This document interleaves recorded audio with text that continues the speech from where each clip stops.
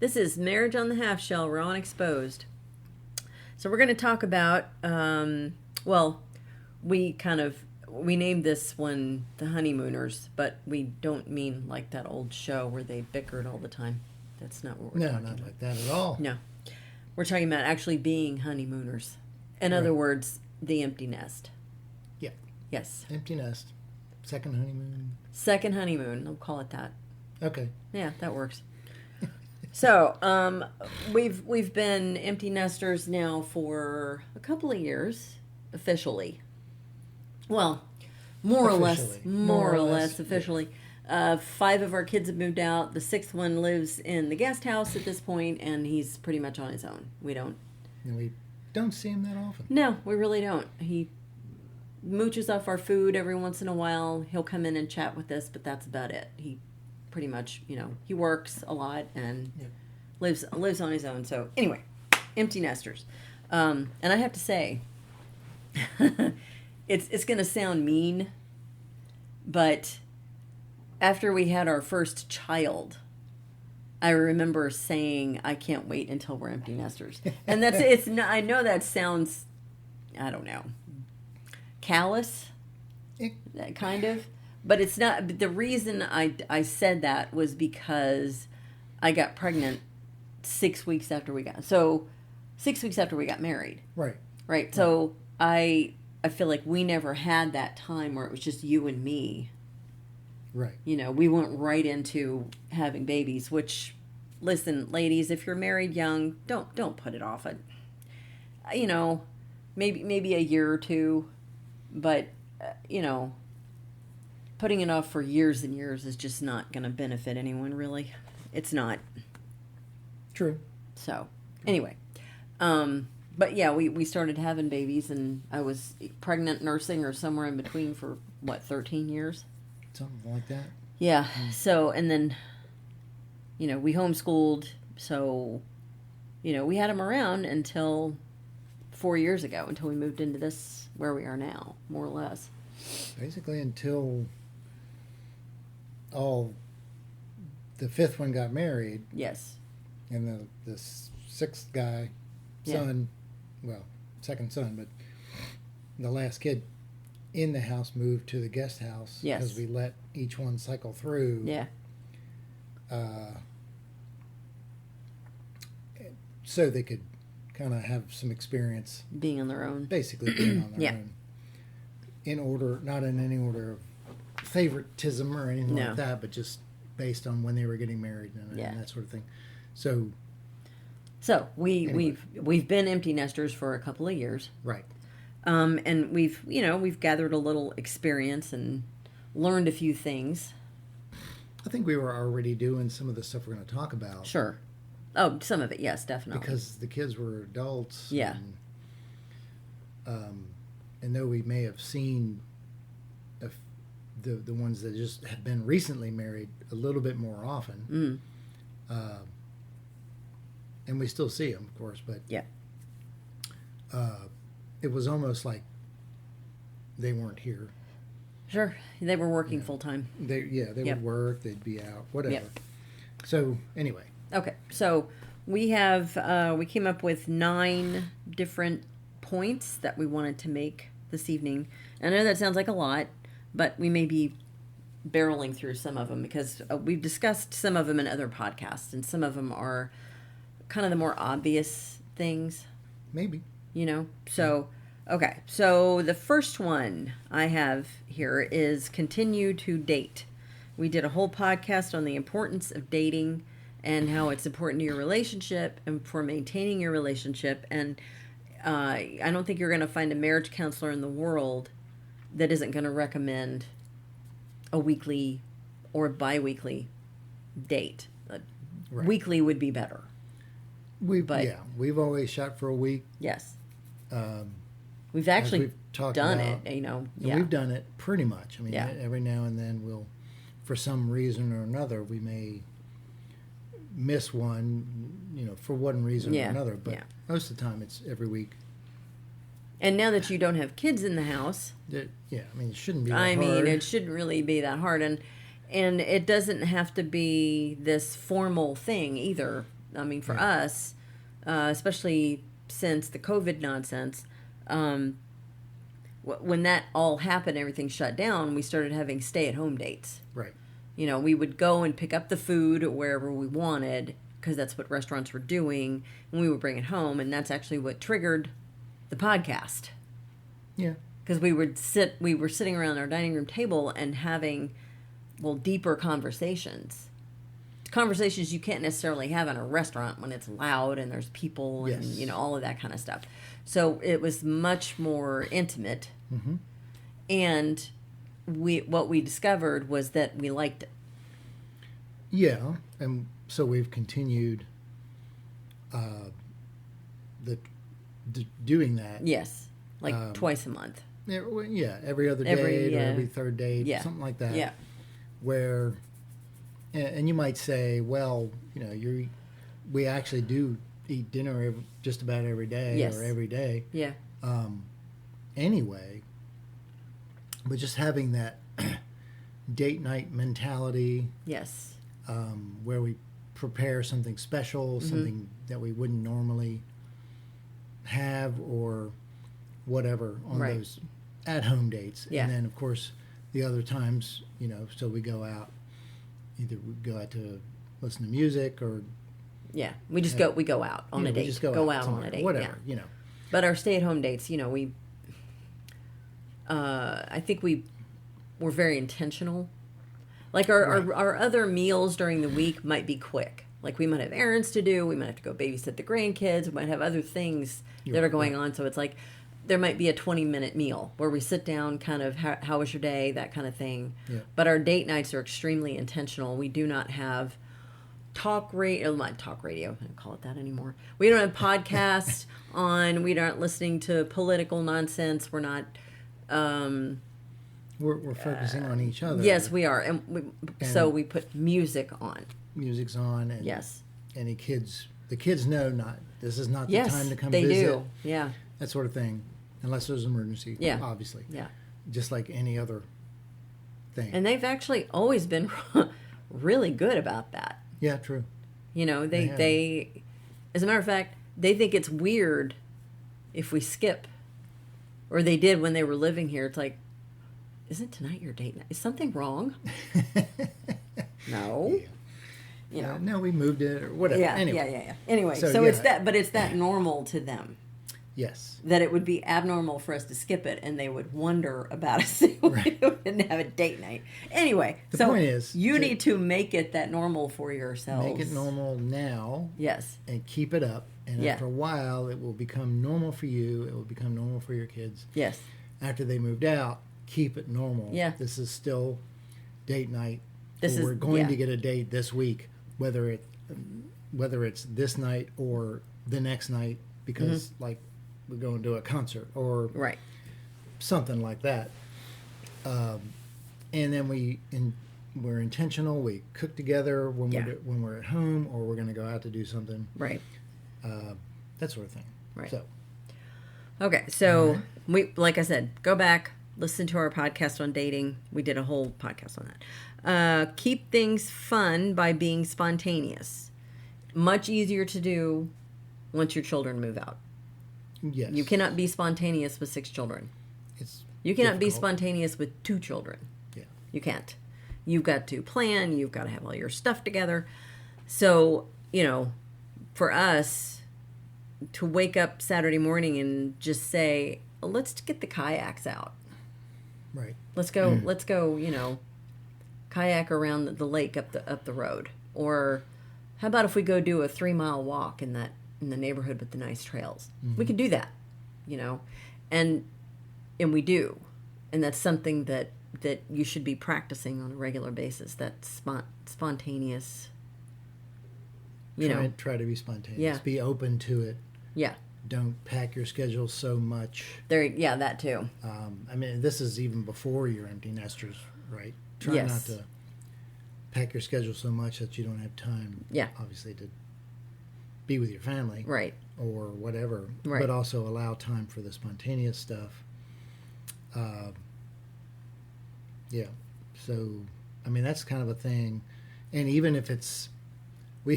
we used to talk about planned spontaneity, right? Sometimes we try to do something spontaneous and it just wouldn't work. So it's like, okay, now we have to plan. This is out of the blue, but this is what we're gonna do, right? And we planned it a couple days ahead of time, right? But it was a spontaneous thing to do, right? So you can do that too, right? Right. Let's see. Number 3. Don't stop touching. Keep touching each other. And that means when you go out, you hold hands. Yep. You know, when you are sitting on the couch watching TV, you know, you can, you know what I mean when I say don't stop touching. I'm not talking about, you know, being annoying and touching each other. I'm talking about you have physical contact with each other. Right.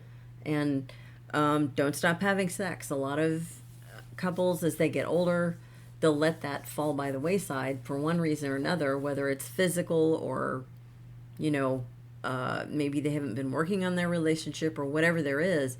Fix that. Fix it. Don't let that go, because that, you know, that's how we keep our intimacy. One of the ways that we keep our intimacy alive once all of our kids are gone and they're not taking up all of our time anymore. Right. Right. And again, another thing you should keep in mind, keep working on all the time you've got kids, so that you don't end up at the end of raising your children and think, what are we going to do now? Yeah. You know? Yeah. Oh, we got to start being with each other again, and all these things that used to be that used to distract us, keep our minds occupied. Right. We're really just distracting us. Yeah. Because we weren't working on the things that make our marriage strong. So, right. You know, I know a lot. I don't know how many more times I'll say this, but you know, some of these things you do during your marriage too, but right. This doesn't stop just because your kids moved out. Right. Right. During your marriage, during when you have kids. Yeah. All right. Let's see. So now is the time, number 4. Now is the time, if you haven't started working on this already, your bucket list stuff. Mm-hmm. We've done quite a few of these over the past, 4 or 5 years, where we just, can be spontaneous. Like we, a few weeks ago, just said, we've never been to Hilton Head, let's go. Mm-hmm. Right. So we found a halfway decent hotel. We went and stayed there for a couple of nights, and we just tootled around the island and, found a nice coffee place, ate out at a couple of places. It was okay. Yeah. Hilton Head is not what it's cracked up to be. Don't let anybody tell you that it is. Not unless you're really into golf. I just was not. Anyway, but there's, like we've taken a couple of trips to a cabin up in the mountains when it was snowing. Yep. Because that's my thing, right? Yeah.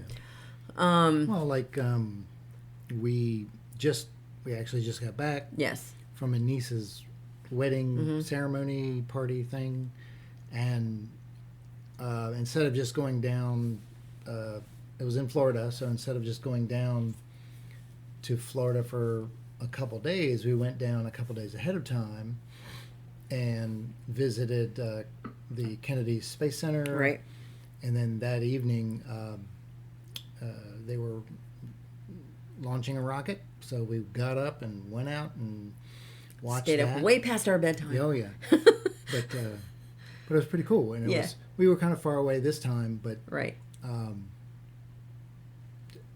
it wasn't one of those where you could get onto the grounds and see it from a few miles away.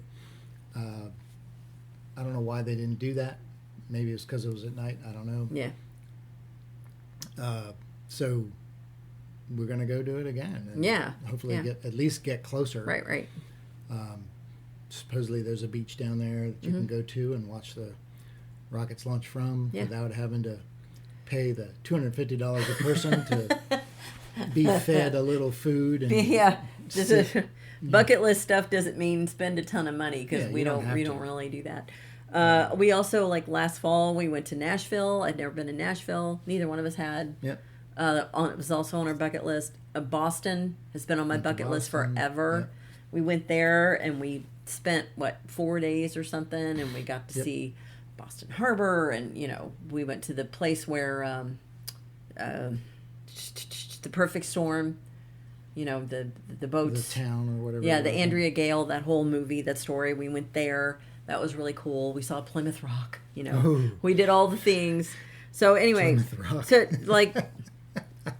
but part of this is don't get old and stay in your comfort zone. Right. Don't find a chair and occupy it. Right. Like, do things, find things to do. We've got some trips planned for next year too that are on bucket lists. That's stuff that we just have wanted to do for a long time. And children are a blessing, but they're not always. You can't always plan this kind of stuff when you have that many kids. Right. Or any kids. But this is about keeping your mind stimulated, thinking about what you want to do. That it's about that kind of thing too. It really is. Yes. And trying new things. Yeah, it is about trying new things. Plenty of studies out there talk about, learning something new, keeps your mind sharp, that sort of thing. Oh, well, I just thought of another one. The when you took me on the ropes courses. Yeah, the ropes course. We talked about that. Yeah. Try something new. That was new for me. You can't just do Sudoku or crossword puzzles all the time. Yeah. And think that's going to keep your mind sharp. Right. It only helps you do crossword puzzles better. But that's it. So do other things. Learn other stuff. Anyway, next one. Number 5. Sorry, 5. Don't let yourself go. Right? Just because you're not chasing kids or retired doesn't mean that you can, again, find the easy chair, sit back and do nothing. We're both very committed to staying in shape. Yep. And staying in shape, staying healthy. Eat. Yes. I would say 95% of our diet is extremely healthy. Yeah. We have the occasional treat here and there, right? Mm-hmm. We've reduced our alcohol down to a couple glasses of wine a week, really. Yeah. We track our sleep, we do things like that, but we get up almost every morning and go out and take a 1.5 mile walk. And that's before we... And that's to start the day. Before we do anything. Yeah, that's like a warm-up for the rest of the exercise that we do. Yeah. I spend a lot of time at the gym, because I take I do a lot of powerlifting stuff, but I'm also a coach. So, it's like constantly in my head. But this is not about becoming mega power lifter at 60 or something. You know what I mean? It's really not. It's about keeping your diet under control, cut out the soda, reduce your alcohol, track your sleep, and, shoot for, 8,000 to 10,000 steps a day, I think. Yep. Something like that. You can. I have a pedometer that I wear that cost me like $10. I got it on Amazon, and it's not connected to anything. It's just a step counter. That's all it is. Just keeps you accountable. Yeah. To yourself. It does. It keeps me accountable. So just drink enough water. This is basic stuff. That we should be doing anyway. Yes. Yeah. But if you do all these things in 6 months, you're not going to recognize yourself. True. Right. You're going to feel 100% better than you do now. Shop the perimeter of the grocery store. Yep. Stay out of the aisles. We talked about this. Yeah, we have. We've talked about high quality episodes, right? But all that stuff. Right. Yeah. So, and this kind of dovetails into the next one, which is set goals for yourself, personally and as a couple. Right. Right. So, setting a goal for yourself. Say, okay, by the end of this month, I will have cut out this one food that I know is bad for me. Mm-hmm. I'm going to stop eating this one thing, and I'm going to make sure I get this much water and get out and take a walk every day. Start with that because it will snowball. It snowballs. Once you start to feel better, you want that to keep going, and you start setting other goals for yourself, right? And goals for yourself as a couple, I mean, our goal is just to be around for our grandkids. I mean, we not just be around for them. Like, my grandparents were there for me, and I loved them, but you got down on the floor today, and you were playing with our grandson. You were, like, down on the floor playing with him. My grandparents didn't do that. My grandparents didn't do that. Yours didn't either, right? Well, I think that was probably more the culture. Sure, some of it. But, I'm looking back at some of my grandparents, and it's like, even if they had wanted to, I'm not sure it would have been that good, or if they would have been able. Right. Though, the one of them, who wasn't my actual grandfather by blood, but he married my mom's mother later, and he would do stuff like, we'd go down to the 7-Eleven, which is down the street, down this back alley, and it was a street, right? It wasn't an alley like in a city. It was just a street behind the houses, and then on the way back, me and my sisters and I would be walking back with my grandmother, and he would be hiding in the bushes with a sheet on, and he'd jump out and scare us and stuff like that. So he had fun. Yeah. So anyway, you can do stuff like that. Yeah, but what I'm saying, play with your be in a state where you can play with your grandchildren. Yeah. We'll actually talk about that a little bit. We will, a little bit. But this is talking about being able to do it. Right. So I'm saying don't stop improving yourself. Right. And this goes beyond the physical as well. It also, you as a human being should never stop learning new things. Right. Because that is how you keep your brain sharp, and, you have things to communicate about with other people. Like, we have interesting, very stimulating conversations with our kids because we're not fuddy-duddy, we don't just watch whatever news is on and then move on with our lives. We think about things and we talk about things. Right. And, we help them sort out their whatever they're going through, and we're able to do that because it's a continuous process. It's a continuous process. Okay. So, and like you and I just we're doing a deep dive right now on some medical things, right? So we're both reading books on. So it's like you never stop learning.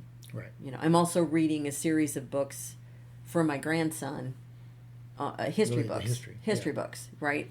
So I'm just learning new things. Things I thought I knew all the history stuff. Turns out I don't.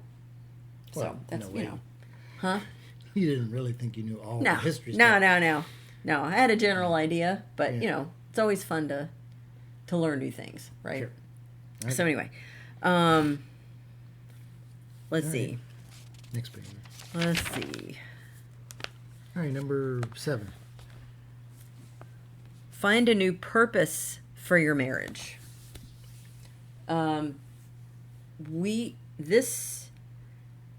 This is why we started this podcast.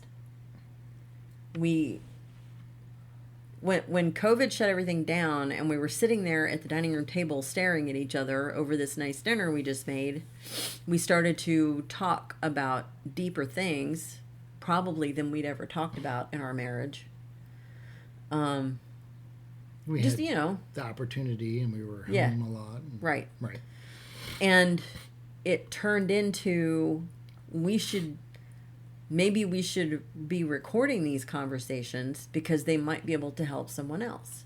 Right. And along the way, we found some other couples. One in particular, we've mentioned them before, Trey and Lee Morgan. They have a podcast called Stronger Marriages, and we've had some back and forth with them, and we bought a couple of their books. They actually have their own podcast called Stronger Marriages, and they travel the country doing marriage retreats which we're not there. We have no plans to do that? No, we don't have plans to do that. We have plans to do other stuff. We're not trained, but no, like that. No, we're not. But they are. But it's like, just the very fact that we've been married for almost 35 years and we're still together, we still love each other.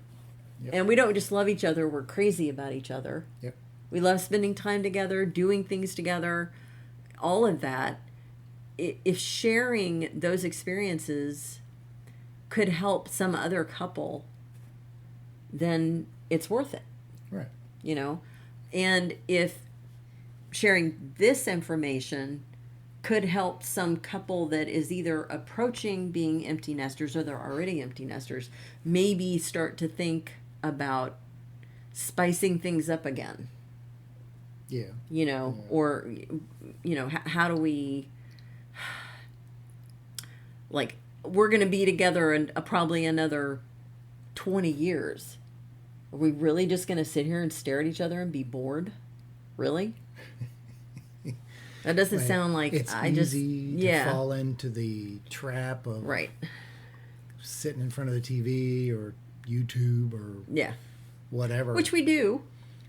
Sure, but I'm talking about doing nothing but that. Right, yeah.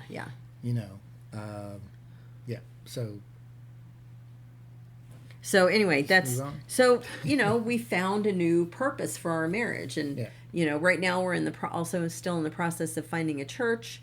And hopefully they will either already have a marriage ministry established that we can help out with, or maybe we can help them establish one, because if you couldn't tell, I think we're 30 podcasts in here. We're kind of passionate about this. Yep. And seeing the decline of not only marriage, but people who want to get married is heartbreaking. It shouldn't be that way. It shouldn't. And there are reasons for all of that. Yeah. I mean, we're not going to get into that, but not tonight, but right. Okay. So you're right. Find a new purpose. Next one, number 8. Yes. Yep. The grandkids. If you got them, then it's time to start being very purposeful about spending time with them. Because it is beneficial to them to have you around, hopefully. If you're... We'll get into that. Yes, we will. But it's also beneficial for you. I mean, it's, we talked about staying stimulated, like intellectually stimulated. Mm-hmm. And there are all kinds of studies out there that show that if grandparents spend time with their grandkids, they live longer. Yes. They stay younger and they live longer. And I totally get that. We have 7.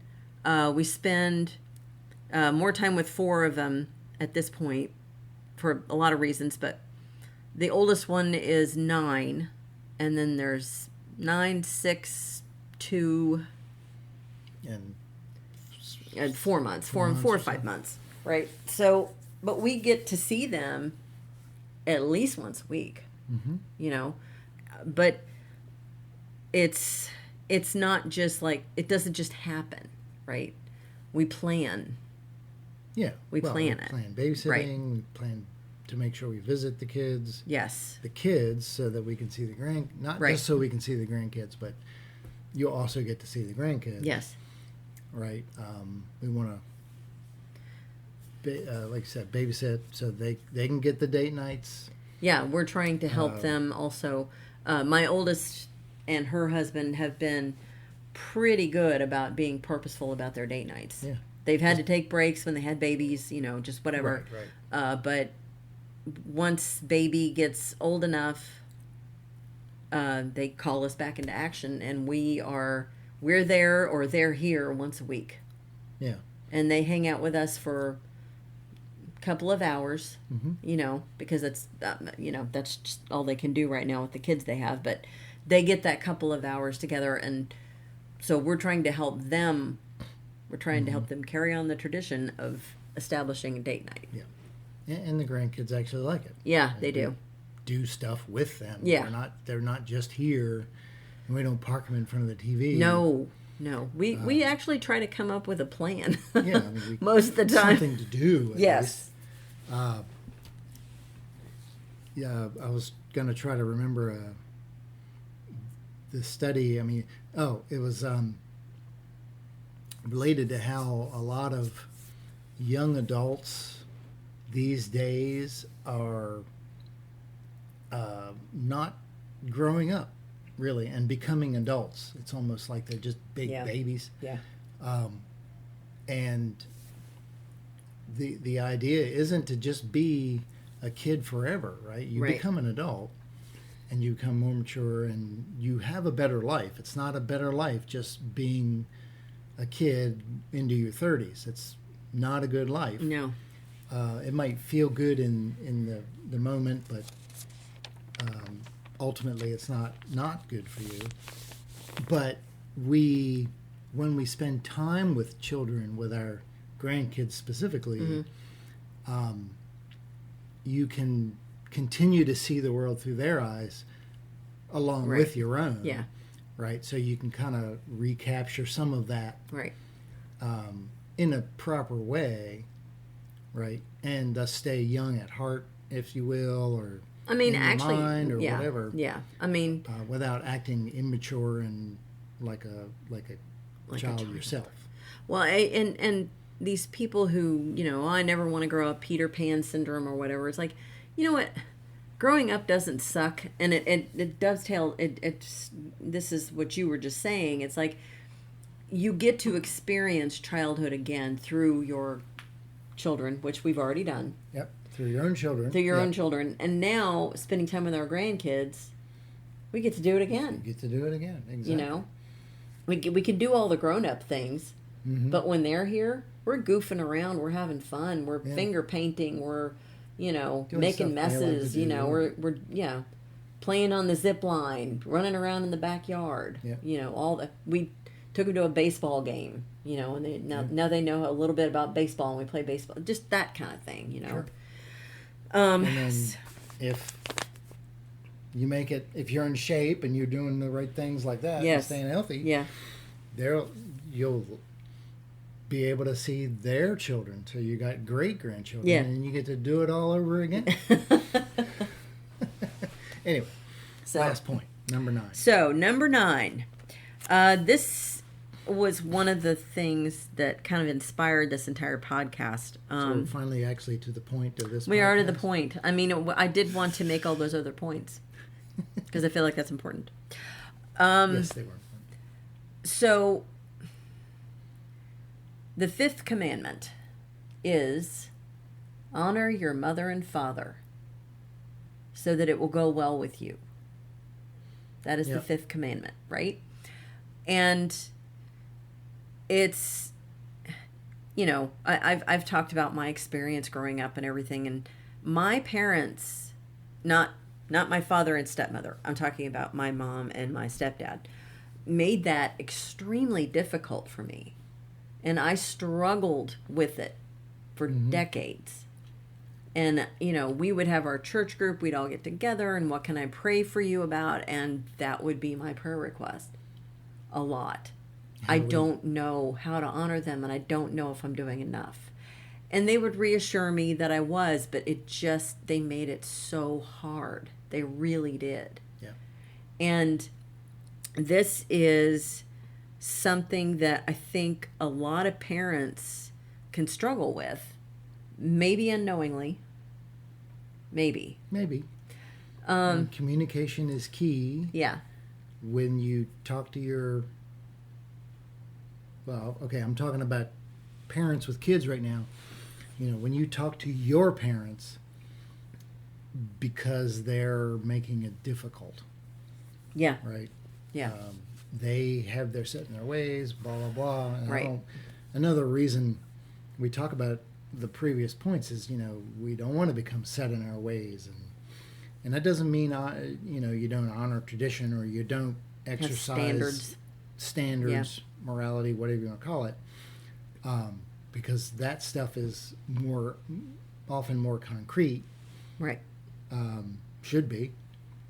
And if it isn't, then you really have to evaluate, was it really a moral thing or not? But that's just, anyway, without going deep into that. But so the point is, we want to make it not difficult. Yeah. Make it easy. Right. For our kids to obey that commandment. Yeah. Or if you're not religious, have a just have a relationship with us without it being a burden. Yes. Yeah. I don't want to be a burden to my children to the point that they don't want me to be around my grandchildren. Right. That's something we struggled with my parents. It's like we had to put a barrier up. We just didn't have any choice, and they did that. It wasn't me. They made that choice. Yeah. And you can try to reason with them. And yes. So and be for open. Decades, again, it did. So again, from the empty nester perspective, be open when your kids tell you, you should do this or this, or this is making it difficult, or whatever, however they bring it. Make it, maybe you need to ask them, is everything going all right here? Yeah. Whatever. I check in with my kids all the time. Right. Just communicate, right? Yeah. And the point is, it's their life and it's their kids, right? Yeah. And they're adults now, so you don't control them. Right. You don't have any further authority, if you will. Right. That sort of thing, right? So they may make their own decisions. They may make their own decisions about their own children, that sort of thing. And unless it's abuse or illegal, harmful, illegal, yes, or whatever, that sort of thing. Not everything illegal is necessarily bad. Don't get me wrong. But harmful or whatever, then they're raising their kids the way they want to, or the way they believe is right based on their own ideas and experiences. Right. And you should support them in that. Yes, I think that's. I've seen multiple grandparent, grandchild relationships broken, or like we had to intervene, because my mom she didn't want to do anything illegal or maybe not even necessarily that harmful, but like she would try to convince them to deceive me. She did that a couple times. Well, it is, but it's not like she's feeding them her pills. No. Or slipping them whiskey or, something. I mean. Right. But she's teaching them. Lie to mom. She would mom. have been teaching them it's okay to lie to mom. Lie to mom, yes. So just whatever. Things, and the other thing that I strive to do with my kids is I will look at them and go, my job is done. I raised my kids. Mm-hmm. Those kids are not my kids. They're their kids. Right. So, it's kind of like you said, as long as there's no obvious physical or mental abuse going on, and you can tell with a kid that, they'll give off signals if there's something seriously wrong. Right. Then keep your mouth shut. Just your kids are going to do things differently than you did, probably. And they're going to do some things that you might even disagree with. And it's hard, it's really hard. But it's honestly none of your business. It's not. Generally, yeah. I mean, and this is where if you disagree with something. Yeah, you could, yeah.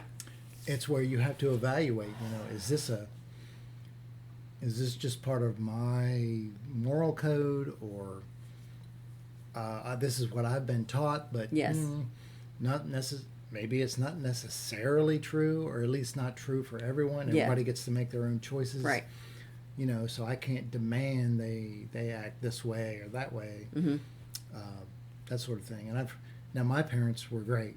They didn't interfere with the way we raised our kids, and there was a couple things where they might have said, I don't know about this, but they would say your mom would say her piece, and then that was it. That was it. And then for a couple of them, she came around and said, yeah, okay, I can see why this is right. Yeah.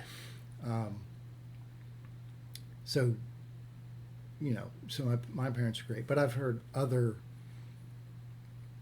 stories from other people that just talk about how their parents try to control things. This is the way it's got to be. Right. And you're disrespecting me if you don't do it my way. It's like, what gives you the right to tell your adult child what to do? Right. Right? Right. And that's kind of the feeling I get.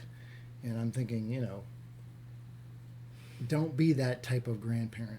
No, because then your adult child is going to say, you know what? You're just too much. Yeah. Whatever the word you want to use. Yeah. And we're going to, limit contact because you want to do things that we don't want to do, or you believe it's got to be this way, but we'd rather it be that way. Right. Or whatever. Yeah. And like, I would not have left my kids with my mom. She showed the propensity to try things that we would not have wanted her to do. Yes. And then tell the kids to keep it a secret. And then tell the kids to keep it a secret. And I don't think they would have because they knew better. Actually, she did it.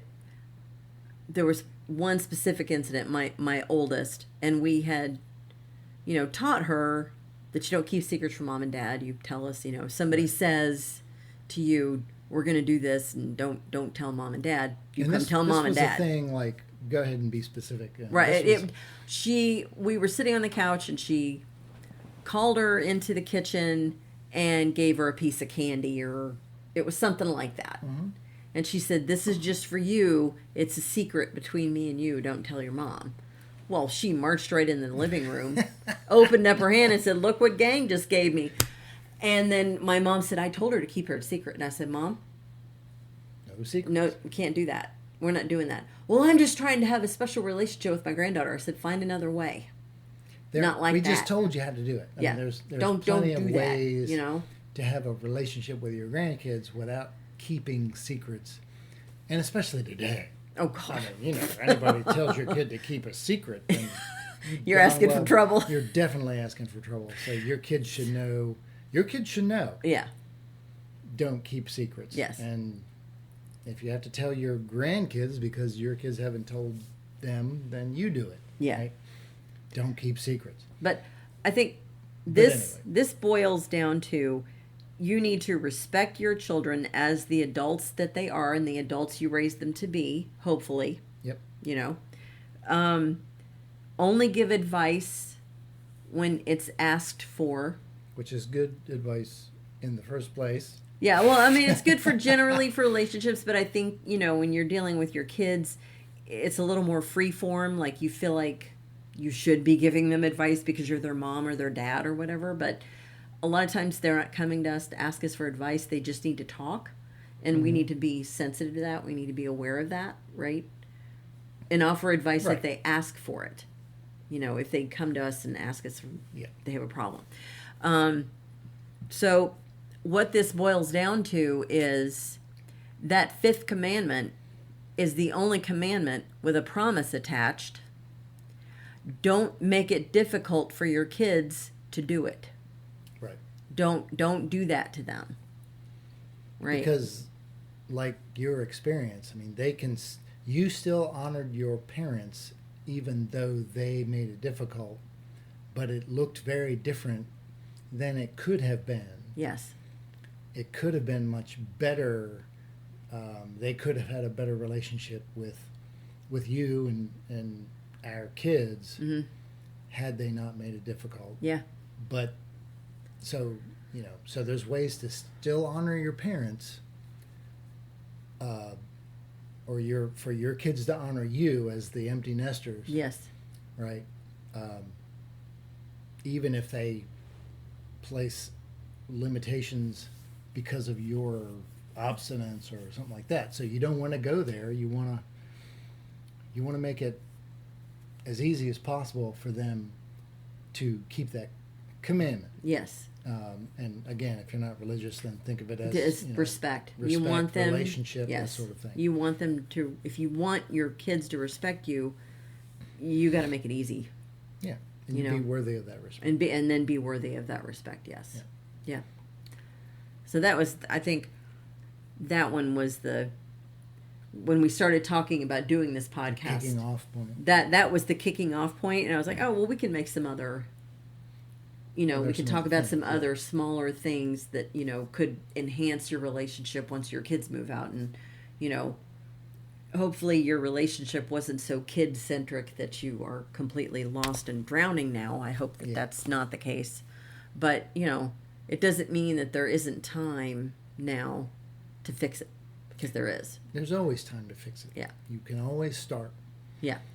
And change your direction, whatever it is. Right. That last point was more about your relationship with your kids. Right. But, and the rest of them have to do with your own marriage. So, but obviously if you have a good relationship with your kids, then that enhances your marriage too. Yeah. So it all has to do with marriage and making it better. Yes.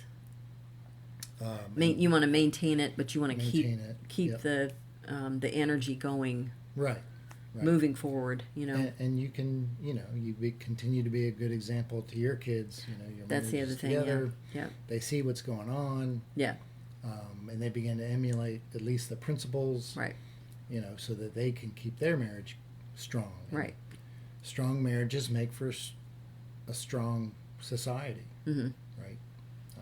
As much as we might be taught or here in the culture or whatever that marriage is no big deal, it's just a piece of paper or whatever, it's simply not true. It's a strong society needs strong marriages and intact families. Yeah.